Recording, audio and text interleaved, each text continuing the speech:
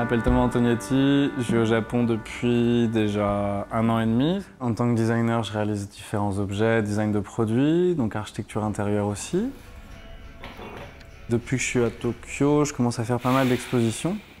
J'ai commencé aussi à réaliser des directions artistiques d'exposition, notamment très prochainement pour les événements de Design Week à Tokyo. Et en même temps, je réalise une autre exposition, mais là en tant que designer, avec des amis designers et architectes japonais. On est cette fois une trentaine à peu près. C'est la deuxième fois qu'on fait cette exposition-là. Ça s'appelle Prototype 10.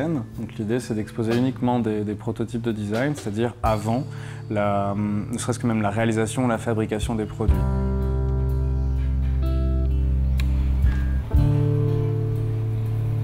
Et donc des projets comme une collection de couverts en porcelaine qui peut paraître un petit peu étonnant parce que la porcelaine reste très fragile comme objet.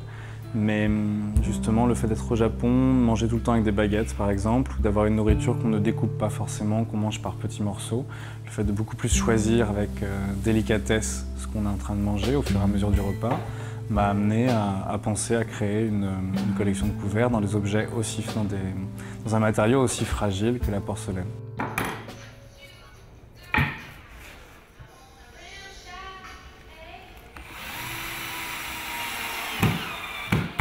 Ensuite, la chaise qui s'appelle I Made a Diet Chair, donc une chaise la plus légère possible. Ça, c'était juste un trick, juste une blague avec moi-même par rapport à la chaise la plus légère de l'histoire du design de Gio Ponte, la Superleggera, qui pèse 2,2 kg. Là, actuellement, celle-là, elle doit faire 1,6 kg et je vais faire déjà une deuxième version pour qu'elle soit encore un peu plus légère. Et c'est vrai que depuis que je suis au Japon, j'ai déjà commencé à venir il y a beaucoup d'années, en fait, il y a 4 ans. J'ai commencé à venir, c'est la 6e fois que je viens, mais là je suis vraiment installé.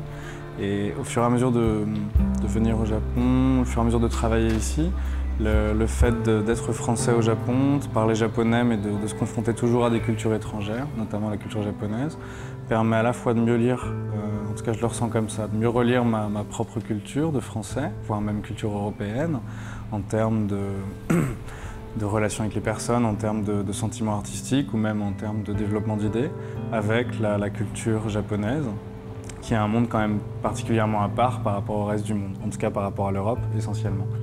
Là, mon visa actuellement dure encore 6 mois, je suis déjà en cours de renouvellement de visa pour rester quelques années. Je vais vraiment commencer à m'installer depuis 1 an et demi et je pense rester encore plusieurs années de toute manière.